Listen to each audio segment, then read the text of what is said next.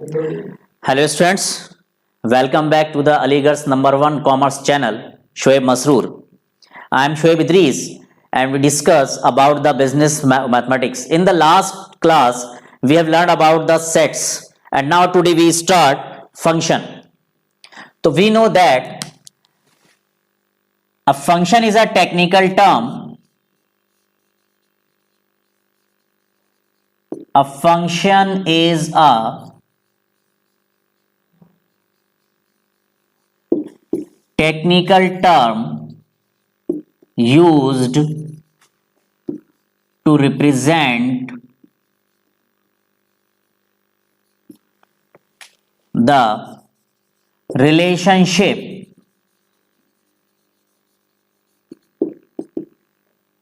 between two variables. In the previous classes, we learned about that y is equal to 3x or y is equal to 4x square plus 5x plus 6. These are polynomials. यानी कि x is a variable and y is also a variable. X is called the independent variable and y is called the dependent variable. तो this y represent in the terms of x, यानी कि हमने यहां पर y को x के term में represent किया है. अब इस हम y को इस तरह से भी रिप्रेजेंट कर सकते हैं. y की जगह हम लिखेंगे fx, तो y is equal to 3x, then fx is equal to 3x.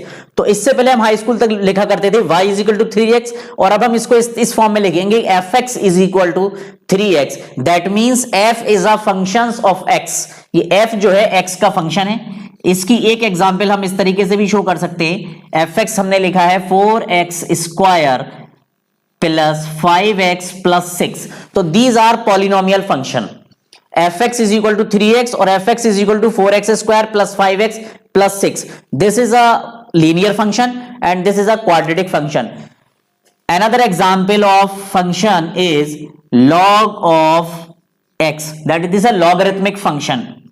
Now fx is equal to e raised to the power x. This is exponential function. So there are different types of functions: logarithmic function, exponential function, polynomial function and rational function. इसको हम rational function भी इस तरह से लिख सकते हैं. fx is equal to X square plus 5 upon X plus 3. This is a rational function. अब इन फंक्शन को हम सॉल्व कैसे करेंगे? मान लीजिए एक एग्जांपल हम लेते हैं कि हमें fx हमको दिया हुआ है 3x square plus 5x minus plus 3x minus 7. हमें at x is equal to -2 पर इसकी वैल्यू फाइंड कर रही है कि ये फंक्शन है 3x square plus 3x minus 7. x is equal to -2 पर इसकी वैल्यू क्या होगी? तो देखिए इसको हम लिखेंगे f ऑफ -2, यानी कि ये जो x था fx, इसकी जगह हमने -2 पुट किया. अब जहां जहां भी इसके अंदर x है हमें वहां उसकी जगह -2 पुट करना है. तो 3 इंटू -2 का whole square plus 3 into -2 plus 7. इसको हम कैलकुलेट करेंगे. 3 -2 का स्क्वायर हो जाएगा 4, 2 2 4 और माइनस का जब स्क्वायर करते हैं तो प्लस में आंसर आता है. This is plus minus minus. 3 2 6 plus 7, 3 4 12 minus 6 plus 7. इसको फर्दर हम अगर सॉल्व करें तो ये f of -2 is equal to आ जाएगा 12 प्लस 7. प्लस के दो 12 भी प्लस का है, 7 प्लस का है, तो 12 प्लस 7 हो जाएगा 19 और माइनस है इसके बाद 6. तो 19 माइनस 6 इज इक्वल टू 13. यानी कि that is the value of the function 3x square plus 3x minus 7 at x is equal to -2. तो इस तरह से हम फंक्शन की वैल्यू कैलकुलेट कर सकते हैं. एक एग्जांपल इसके अंदर हम और ले लें. मान लीजिए एक फंक्शन है हमारा log of x square plus 1. हमें इसकी वैल्यू फाइंड करनी है at x is equal to 5. तो f ऑफ 5 हमारा हो जाएगा log ऑफ 5 स्क्वायर प्लस 1. 5 का स्क्वायर होता है 25, 5 5 25 प्लस 1, 25 प्लस 1 हो जाएगा 26। This is log of 26। अब इस लॉग को कैसे सॉल्व करते हैं ये हम आगे पढ़ेंगे। तो अभी ये हमने देखा कि फंक्शन एक्चुअल में एक टेक्निकल टर्म है जिसका इस्तेमाल हम करते हैं दो रिप्रेजेंट को आपस में रिलेट करने के लिए। या हमारे पास दो वेरिएबल हैं, एक वेरिएबल x है, दूसरा वेरिएबल y है। x वेरिएबल जो है वो डिपेंडेंट इंडिपेंडेंट वेरिएबल कहलाता है, y डिपेंडेंट है क्योंकि y की वैल्यू डिपेंड करती है x पर, इसलिए हम y को कहते हैं डिपेंडेंट वेरिएबल। अब ये जो हम 9-10 क्लास तक हम इसको इसी तरह से लिखते थे, y is equal to 3x, y is equal to 4x square plus 5x plus 6। अब हम यहां पर क्योंकि फंक्शन इंट्रोड्यूस हुआ है तो हम इसको फंक्शन के फॉर्म में लिखेंगे। y जो है एक्चुअल में वो फंक्शन है इन टर्म्स ऑफ x, तो fx is equal to 3x, fx is equal to 4x square plus 5x plus 6। ये दोनों पॉलिनोमियल फंक्शन है, ये लॉगरिथमिक फंक्शन है, ये एक्सपोनेंशियल फंक्शन है। इसके अलावा ट्रिग्नोमेट्रिक फंक्शन भी हम पढ़ेंगे। ट्रिग्नोमेट्रिक फंक्शन हम देख सकते हैं कि ट्रिग्नोमेट्रिक फंक्शन इस तरह से बनेगा, fx is equal to sin x, that is the trigonometric function. क्योंकि जहां पर ट्रिग्नोमेट्री हमने इस्तेमाल कर ली sin cos tan, तो वो ट्रिग्नोमेट्रिक फंक्शन हो जाएगा। तो इस तरह से बहुत सारे फंक्शन हम बना सकते हैं। अब जैसे हम मान लीजिए इसकी वैल्यू, ये इस फंक्शन को हम लिख लेते हैं fx sin x plus cos x। मान लीजिए ये एक फंक्शन है sin x plus cos x, हमें इसकी वैल्यू पता करनी है at x is equal to 90 degree.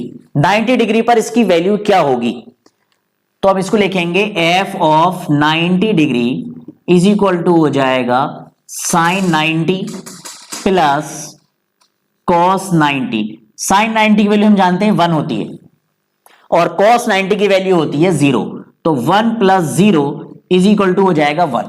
तो हम कोई भी हमें फंक्शन दिया हो, चाहे वो पॉलिनोमियल फंक्शन हो, लॉगरिथमिक हो, एक्सपोनेंशियल हो, रेशनल हो या ट्रिग्नोमेट्रिक फंक्शन हो, इसके अलावा हम एक फंक्शन और होता है जिसका मॉडुलस फंक्शन कहते हैं, इसका इस्तेमाल भी यहां पर बहुत ज्यादा होगा, that is mode of x, that is a modulus function.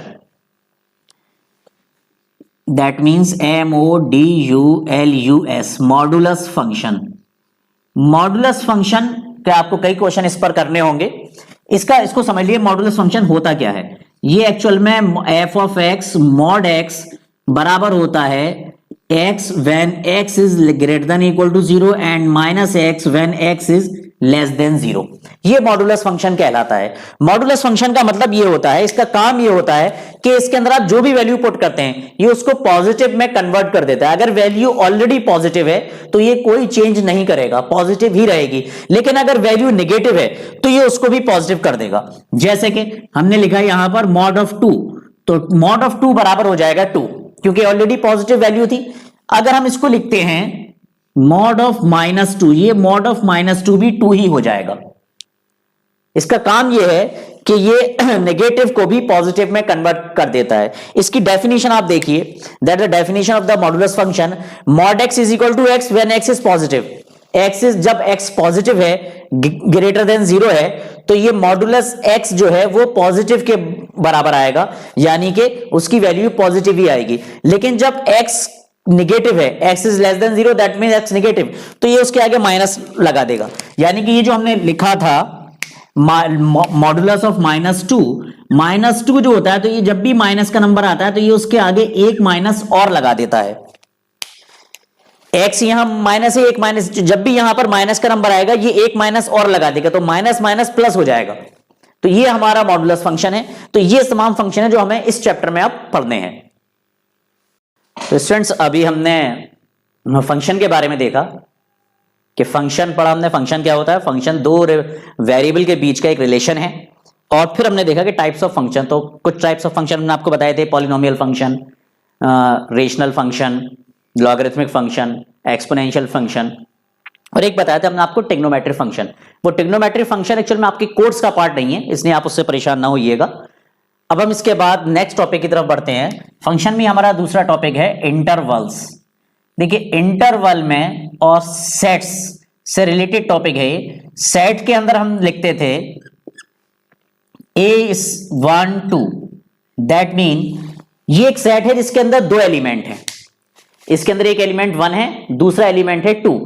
अब ये नंबर, ये नेचुरल नंबर भी हो सकते हैं, ये होल नंबर भी हो सकते हैं, लेकिन हम रियल नंबर के बारे में जानते हैं कि 1 और 2 दो रियल नंबर के बीच में इनफाइनाइट रियल नंबर्स होते हैं, 1.1, 1.2, 1.3, 1.11, यानी कि बहुत इनफाइनाइट नंबर आप दो रेशनल नंबर के बीच में लिख सकते हैं। तो उसको आप किस तरीके से लिखेंगे, क्योंकि सेट में तो सिर्फ जो नंबर जो एलिमेंट होते हैं वो नजर आते हैं, अब आप इनफाइनाइट नंबर तो नहीं लिख सकते, तो उसके लिए हम सहारा ले लेते हैं इंटरवल्स का। ये जो इंटरवल है इसके लिए हम रियल नंबर को हम इंटरवल के जरिए शो करते हैं। जैसे हमने लिखा a is equal to 1 2, that means a is the interval, that is the open interval जिसके अंदर 1 से लेकर 2 तक सारे नंबर इंक्लूड हैं। यानी कि जब आपको रियल नंबर को रिप्रेजेंट करना होगा तो आप इंटरवल से रिप्रेजेंट करेंगे। तो इंटरवल के अंदर पहला इंटरवल होता है क्लोज इंटरवल।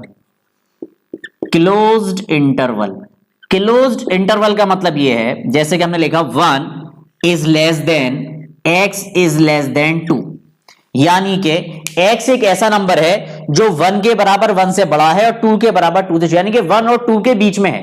1 और 2 के बीच जितने भी नंबर हैं वो सब x हैं।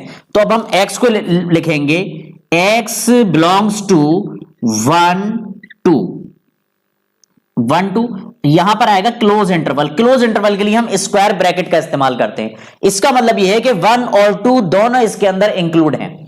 इसके अलावा हम जैसे ये लिखते हैं, मान लीजिए -5 is less than is equal to x is less than equal to 5, तो ये हो जाएगा, इसको दूसरे वेरिएबल से रिप्रेजेंट कर लेते हैं, मान लीजिए y से, तो y बिलोंग्स टू हो जाएगा -5 to 5, यानी कि इसके अंदर 5 और -5 दोनों इंक्लूड है। -5 से लेकर +5 तक जितने भी इनफाइनाइट रियल नंबर्स हैं वो सब इसके अंदर इंक्लूड हो जाएंगे। इसकी क्लोज इंटरवल के बाद एक होता है ओपन इंटरवल।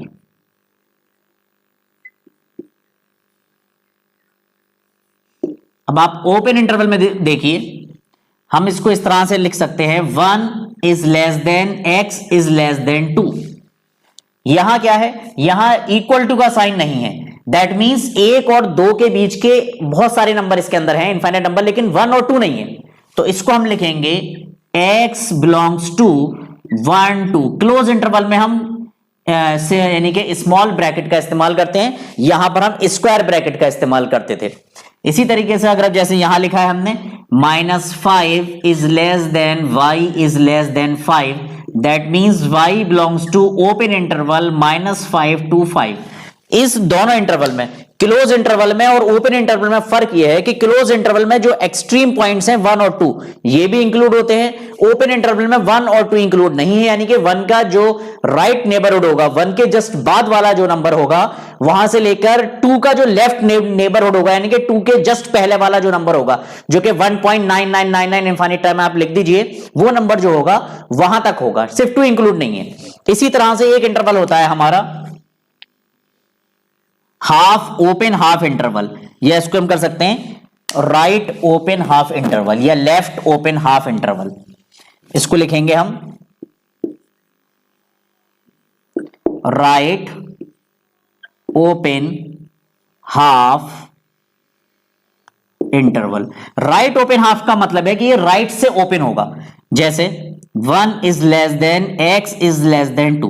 देखिए इक्वल टू का साइन सिर्फ 1 पर है, यानी कि 1 इंक्लूड है लेकिन 2 इंक्लूड नहीं है, तो इसको हम रिप्रेजेंट करेंगे x बिलोंग्स टू 1 2, यानी कि एक तरफ क्लोज इंटरवल आएगा जहां इक्वल टू का साइन है, और जहां इक्वल टू का साइन नहीं है वहां ओपन इंटरवल आएगा। तो ये हो जाएगा राइट ओपन हाफ इंटरवल, यानी कि राइट साइड से ये हाफ इंटरवल ओपन है। और इसी की दूसरी एग्जांपल हो जाएगी left open half interval. Left open half interval का मतलब हो जाएगा 1 is less than x is less than equal to 2, तो x बिलोंग्स टू हो जाएगा 1 2। यहां आप देखिए अब ये हमारे पास 1 2 3 ये 4 तरह के हमारे पास सेट हैं, यानी कि 4 टाइप हो गए। एक हो गया हमारे पास क्लोज इंटरवल। क्लोज इंटरवल में दोनों तरफ इक्वल टू का साइन होगा और ये स्क्वायर ब्रैकेट का इस्तेमाल करेंगे। इसका मतलब होता है कि 1 और 2 दोनों नंबर इंक्लूड है। ओपन इंटरवल के अंदर हम दोनों साइड पर इक्वल टू नहीं होगा और हम स्मॉल ब्रैकेट का इस्तेमाल करेंगे। Open half, right open half interval में राइट साइड पर इक्वल टू का साइन नहीं होगा, लेफ्ट ओपन हाफ इंटरवल में लेफ्ट साइड पर इक्वल टू का साइन नहीं होगा, यानी कि लेफ्ट नंबर इंक्लूड नहीं है।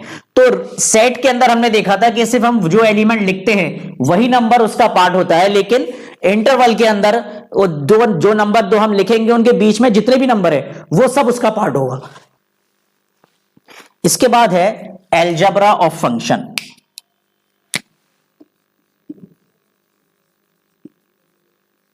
अलजेब्रा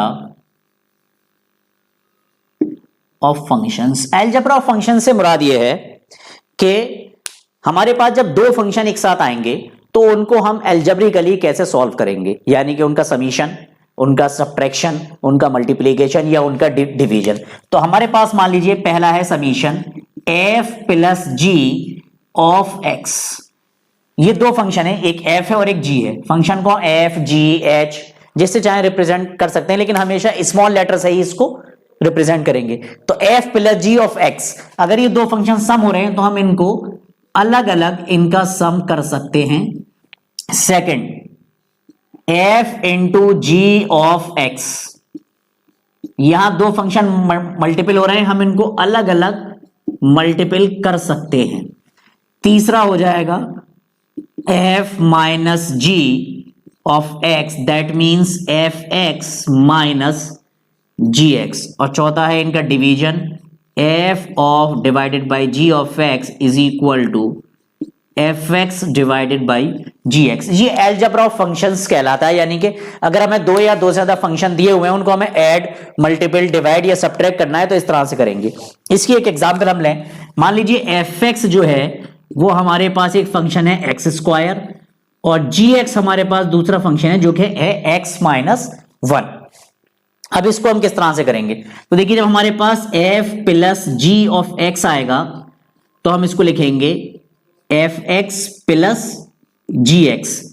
एफ एक्स का मतलब यहां हो जाएगा एक्स स्क्वायर और जी एक्स का मतलब हो जाएगा एक्स माइनस वन। तो f प्लस जी एक्स हमारे पास बराबर आएगा x square plus x minus one.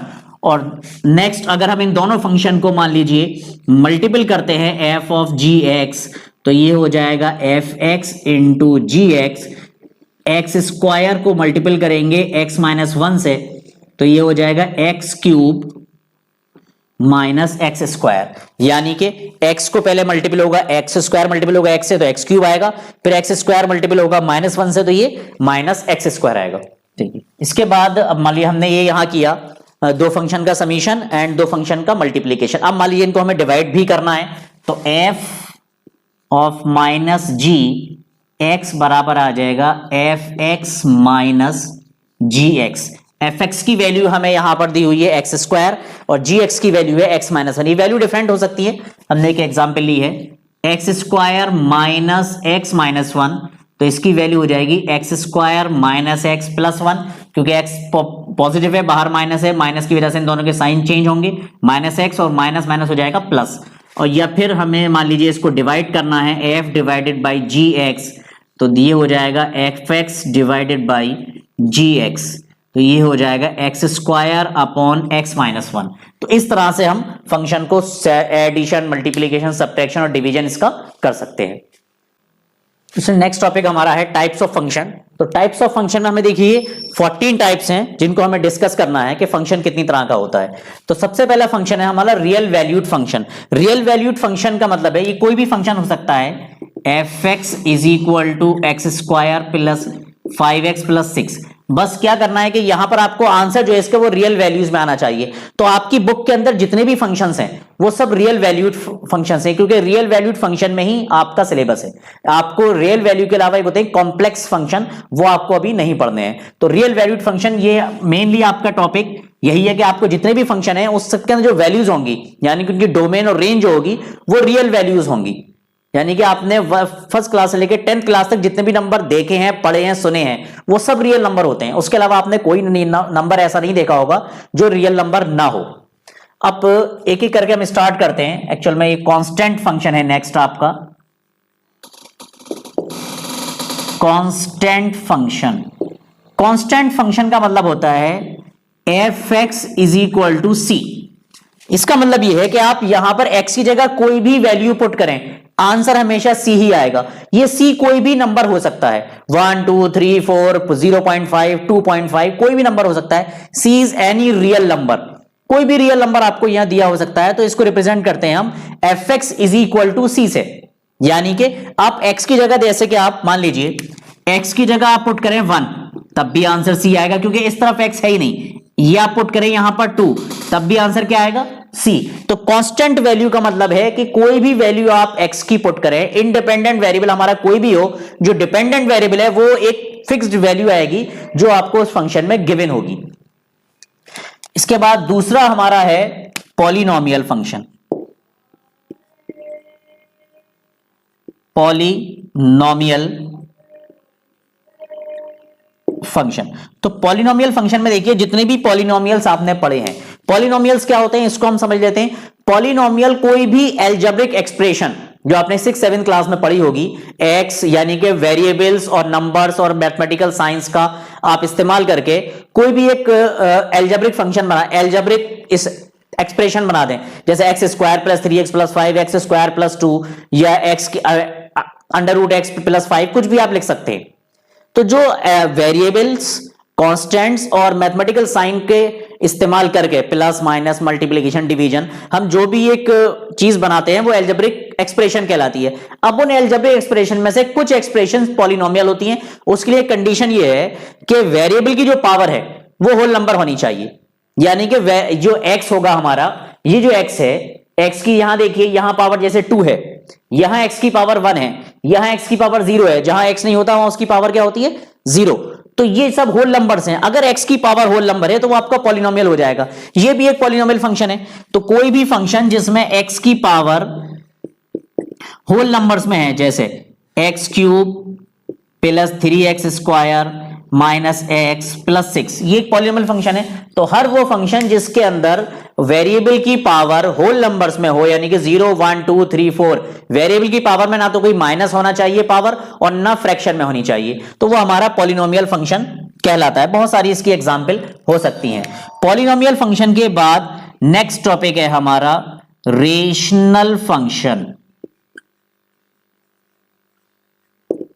Rational function polynomial के फंक्शन की तरह ही है, बस इसमें फर्क यह है कि इसमें दो पॉलिनोमियल का हम इस्तेमाल करेंगे, एक डिनोमिनेटर में और एक न्यूमरेटर में। जैसे एक पॉलिनोमियल ये है और दूसरा पॉलिनोमियल ये है। अगर हम पॉलिनोमियल को न्यूमरेटर और डिनोमिनेटर रेशनल फॉर्म में लिख देते हैं तो वो रेशनल फंक्शन कहलाता है।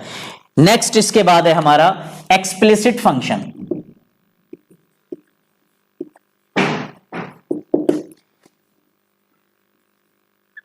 देखिए दो फंक्शन हमने यहां पर लगातार लिखे हैं, एक्सप्लिसिट और इम्प्लिसिट। एक्सप्लिसिट जो अलग अलग हो, इम्प्लिसिट जो मिला हुआ हो। जैसे मान लीजिए हमने लिखा y is equal to 3x square plus 6x, और दूसरा होता है हमारा इम्प्लिसिट फंक्शन, उसको भी लिख लेते हैं, फिर अभी दोनों को एक साथ देख लेंगे हम लोग। इम्प्लिसिट फंक्शन यहां हम लिखिए जैसे कि x square plus y square plus 3x plus 2y is equal to 0। ये देखिए दो एक्सप्रेशन आपके सामने लिखी है, एक y is equal to 3x square plus 6x है, एक x square plus y square plus 3x plus 2y is equal to 0 है। यहां y अलग है, x अलग है, दोनों बिल्कुल अलग अलग दिए हुए हैं, तो that is the explicit function. यहां x और y मिला हुआ है, हम y और x को किसी भी हाल में अलग नहीं कर सकते, तो ये कहलाएगा इम्प्लिसिट फंक्शन। तो एक्सप्लिसिट फंक्शन और इम्प्लिसिट फंक्शन दोनों, बस फर्क इतना होगा कि एक्सप्लिसिट फंक्शन के अंदर y डिपेंडेंट वेरिएबल अलग होगा, इंडिपेंडेंट वेरिएबल दूसरी साइड पर होगा, और इम्प्लिसिट फंक्शन के अंदर इंडिपेंडेंट और डिपेंडेंट दोनों वेरिएबल एक ही साइड पर होंगे, यानी कि मिक्सअप होंगे, इनको हम अलग नहीं कर सकते। इसके बाद नेक्स्ट है हमारा रेसिप्रोकल फंक्शन 7।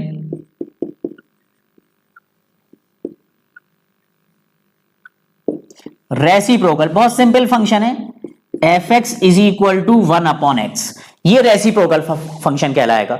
अब हमें मान लीजिए पता करना है f ऑफ 2, तो f ऑफ 2 हो जाएगा 1 अपॉन 2, जो भी नंबर दिया हुआ है उसका रेसिप्रोकल हम जानते हैं 1 अपॉन समथिंग हम करके जब भी कोई चीज लिखते हैं तो वो उसका रेसिप्रोकल कहलाता है। तो रेसिप्रोकल फंक्शन में fx इज इक्वल टू हो जाएगा 1 upon x.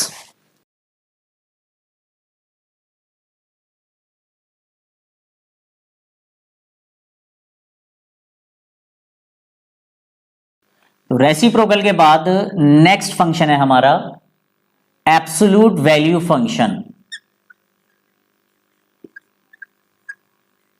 Absolute value function, इस एब्सोल्यूट वैल्यू फंक्शन को हम मॉडुलस फंक्शन के नाम से भी जानते हैं। मॉडुलस फंक्शन, ये अभी हम पढ़ भी चुके थे। F x is equal to mod x, इसको समझ लीजिए। इसको हम लिख सकते हैं f x is equal to minus x, x जब when x is less than equal to zero, when x is less than zero, and x when x is greater than equal to zero. इसको हम पहले भी पढ़ चुके हैं। Modulus function, modulus function या simply इसको हम कहते हैं मॉड। मॉड एक्स का काम ये होता है कि जब भी इसके अंदर कोई नेगेटिव नंबर आता है, x is less than zero का मतलब है नेगेटिव, एक्स की वैल्यू नेगेटिव है। मान लीजिए एक एग्जांपल इसकी हम लेते हैं कि एक्स हमारा है -2.5, ये हमने इसके ऊपर मॉड लगा दिया, मॉडुलस है ऑफ एक्स, तो -2.5। जब भी ये एक्स की वैल्यू माइनस होगी तो ये एफ एक्स क्या करेगा, इसके अंदर माइनस लगा देगा। तो एक तो ये वैल्यू माइनस में ऑलरेडी है, एक माइनस ये वाला अपने पास से लगाएगा ये, तो माइनस माइनस जब मल्टीपल होंगे तो ये हो जाएगा प्लस।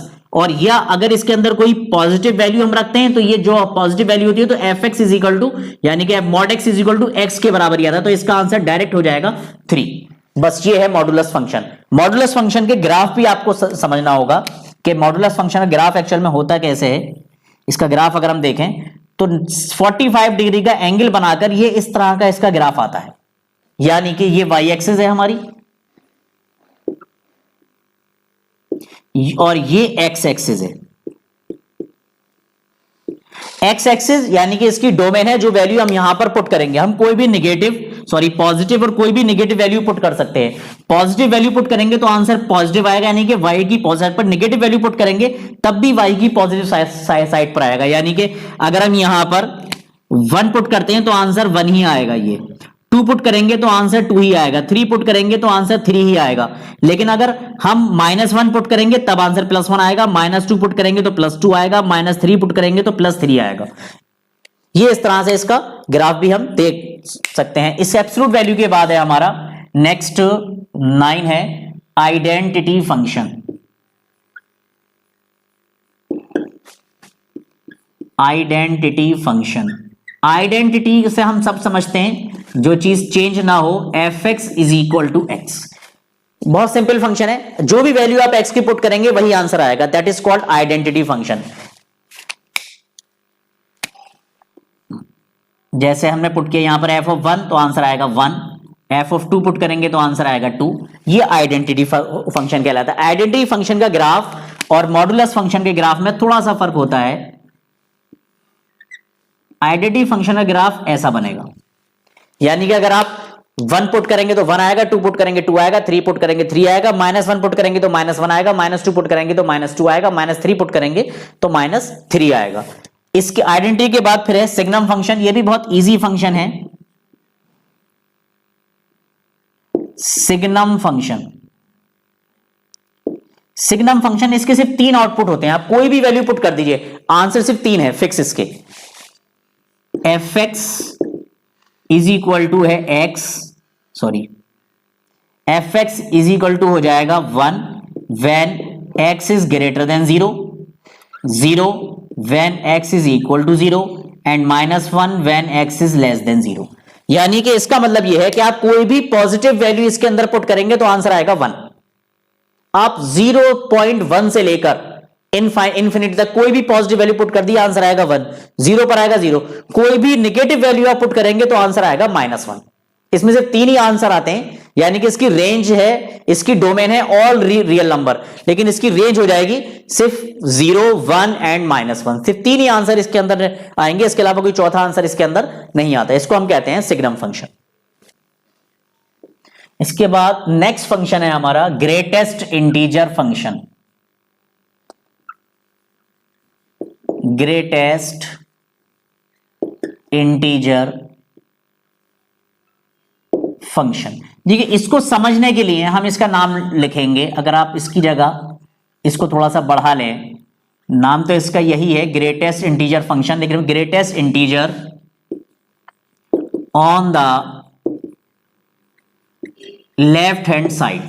हमें सिर्फ ये याद करना है, greatest integer on the left hand side. जैसे कि ये हमारे पास नंबर लाइन है 0 1 2 3 4 -1 -2 -3 -4। ये एक नंबर लाइन हमने बनाई है समझने के लिए। अब देखिए ग्रेटेस्ट इंटीजर फंक्शन होता है F x is equal to ये क्लोज इंटरवल के अंदर, यानी कि इसका हम स्क्वायर ब्रैकेट के अंदर इसको लिखते हैं, ये ग्रेटेस्ट इंटीजर का साइन है। अब इसको सॉल्व कैसे करते हैं, इसका मतलब क्या है वो समझ लीजिए। जैसे कि हमें वैल्यू निकालनी है 1, इंटीग्रल वैल्यूज पर इसका आंसर इंटीजर ही आता है। आप जो भी पुट करेंगे वही आएगा। 1 पुट किया तो +1 पुट किया +1 आएगा, -1 पुट किया -1 आएगा। लेकिन जहां पर आप मान लीजिए आप लिख दीजिए 1.1 की वैल्यू क्या होगी, तो 1.1 में आप देखिए 1.1 जो है वो नंबर लाइन पर हम देखें तो हमें यहां मिलेगा 1.1। अब 1.1 के लेफ्ट साइड पर देखिए कितने इंटीजर है। 1.1 के लेफ्ट साइड पर इनफाइनाइट इंटीजर है, यानी कि 1 पर लेफ्ट साइड पर 1 0 -1 -2 -3 -4 एंड सो ऑन। ये बहुत सारे इंटीजर के लेफ्ट साइड पर, लेकिन greatest integer on the left hand side 1.1 के लेफ्ट साइड पर सबसे बड़ा इंटीजर है 1, तो इसका आंसर क्या आएगा, इसका आंसर आ जाएगा 1। इसी तरीके से 1.1 से लेकर 1.9 तक कोई भी वैल्यू आप पुट करेंगे आंसर 1 ही आएगा। इसी तरीके से 2 पे आंसर 2 आएगा, 2 से लेकर 2.9 तक, 2 पॉइंट बल्कि 9 तक इसका आंसर 2 ही आएगा। यानी कि 1 से लेकर 1.99 तक, 2 से जस्ट पहले तक आंसर 1 आएगा, 2 से लेकर 2.99 तक आंसर 2 ही आएगा, 3 से लेकर 3.9999 तक आंसर 3 ही आएगा, 4 से लेकर 4.99 तक कोई भी नंबर आप लिखेंगे जब तक आप 5 तक नहीं पहुंच जाएंगे तो आंसर 4 ही आएगा। ये क्या करता है, पॉइंट के बाद की जितनी वैल्यू होती है उसको हटा देता है। इसका सिर्फ काम इतना है, जो आपको ये इंटीजर जैसे 1.1 है तो आंसर 1 आएगा, 1.9 है तो भी 1 आएगा, 2 पर 2 आएगा, 2.9 पर भी 2 ही आएगा। ये पॉइंट के बाद का जो नंबर होता है डेसिमल पार्ट उसको हटा देता है। लेकिन माइनस में क्या होगा, जैसे -1.1 है तो -1.1 देखिए यहां होगा इस तरफ, तो इसका आंसर आ जाएगा -2, क्योंकि आंसर लिखना है आपको लेफ्ट हैंड साइड पर। -1.1 के लेफ्ट हैंड साइड पर जो सबसे बड़ा इंटीजर है वो -2 है। अंडरस्टैंड? तो हमें क्या करना है, अगर पॉजिटिव वैल्यू है तो पॉजिटिव वैल्यू में वही आंसर आएगा जो यहां पर आपको इंटीजर नंबर दिया हुआ है। लेकिन जब माइनस वाला होगा तो उसके बाद वाला नंबर आएगा। जैसे -1.1 है तो -1.1 से लेकर -2 तक आंसर 2 ही आएगा। इसी तरीके से हम यहां लिखें -2.1 तो आंसर आएगा -3, -2.1 से लेकर -2.99 तक आंसर -3 ही आएगा। ये है ग्रेटेस्ट इंटीजर फंक्शन। इस आपको ये एक सेंटेंस याद करना होगा, greatest integer on the left hand side. तो जो भी नंबर आपको दिया हुआ है उसके लेफ्ट हैंड साइड पर जो सबसे बड़ा इंटीजर है वो आपका आंसर हो जाएगा। नेक्स्ट फंक्शन की तरफ हम बढ़ते हैं, ये है हमारा exponential function number 12। Exponential function, देखिए एक्सपोनेंशियल फंक्शन बहुत सिंपल है, ये e में आता है, e की टर्म में, e⁻⁴x। अब आप x की वैल्यू यहां पर 1 पुट करेंगे तो e⁻1, 2 पुट करेंगे e⁻2, 3 पुट करेंगे e⁻3। नेक्स्ट 13 है हमारा एक्सपोनेंशियल के बाद लॉगरिथमिक फंक्शन। लॉग के बारे में भी आप लोग देख चुके हैं पहले। Logarithmic function f(x) = log x। अब ये लॉग क्या होता है, एक्चुअल में इसको हमें समझना ये है कि कोई भी हमारे पास एक्सप्रेशन दी हुई है, जैसे कि log ऑफ a, इसकी बेस e होती है, नेचुरल लॉग = c, तो इसको हम लिख सकते हैं a = e⁻c। यानी कि इस एक्सप्रेशन को हम लॉग में कन्वर्ट कर सकते हैं। ये जो नंबर है सिंगल, ये लॉग के साथ आएगा, पावर इस तरफ आएगी और बेस जो है वो लॉग में बेस बन जाएगा। तो लॉग एक्चुअल में 2 तरह का होता है, एक होता है नेचुरल लॉग, नेचुरल लॉग के अंदर ये बेस e होती है, यहां पर जो भी नंबर होगा इसका, और एक होता है कॉमन लॉग। कॉमन लॉग के अंदर बेस होती है 10। ये फर्क है, नेचुरल लॉग में बेस e होता है और कॉमन लॉग में होती है बेस 10। कैलकुलेशन में हम जो लॉग इस्तेमाल करते हैं वो हम कॉमन लॉग का इस्तेमाल करते हैं, लेकिन लिमिट के अंदर हम जो लॉग इस्तेमाल करेंगे वो हम नेचुरल लॉग इस्तेमाल करेंगे जिसकी बेस ई होगी। अब इसमें लॉग के कुछ फॉर्मूले हैं। लॉग ए इंटू बी बराबर होता है log a plus log b. Log a divided by b ये हो जाएगा log a minus log b. Log a raise to the power x या log a raise to the power B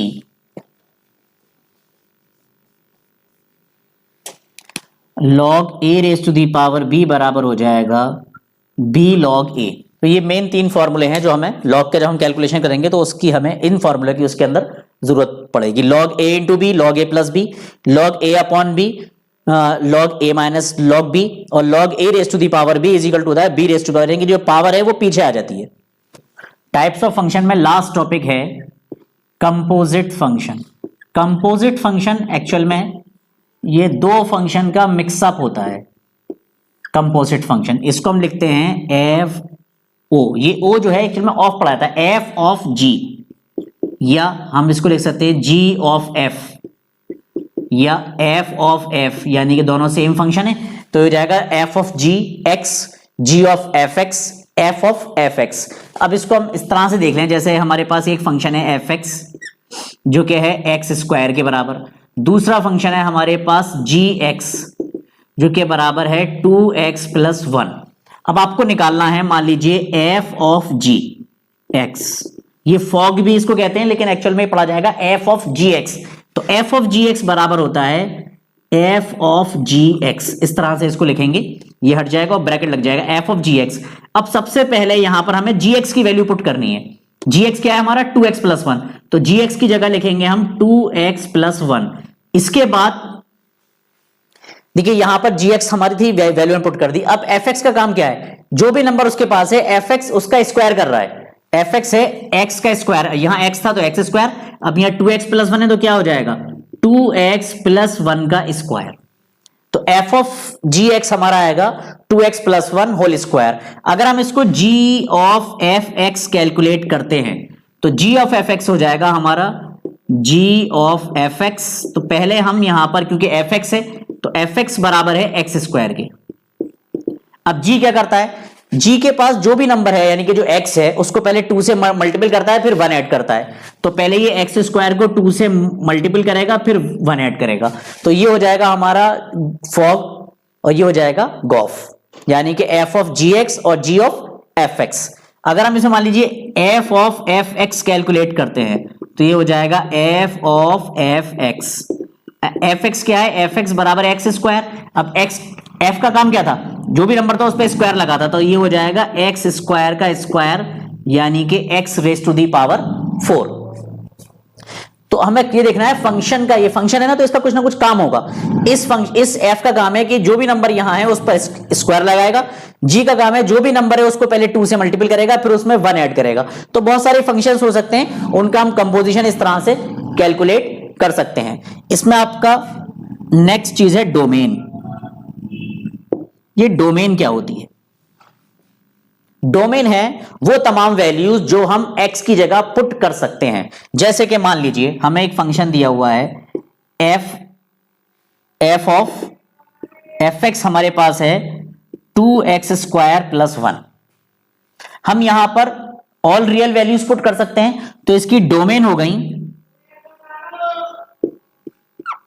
domain हो जाएगी R all real number, और इसकी range क्या होगी, रेंज यानी कि जो चीज निकल कर आएगी। यहां जब x की वैल्यू पुट करेंगे तो देखिए ये स्क्वायर है, कभी भी नेगेटिव आंसर नहीं आएगा, तो इसका आंसर आएगा पॉजिटिव R यानी कि ऑल पॉजिटिव रियल नंबर। इसमें कभी भी नेगेटिव रियल नंबर नहीं आएगा। तो फंक्शन को जो हम इस तरह से लिखते हैं, f is a function from a to b, that is a is the domain and b is codomain. जैसे कि एक फंक्शन है आपके पास एफ एक्स, एफ एक फंक्शन है जो कि set a to set b पर डिफाइन है।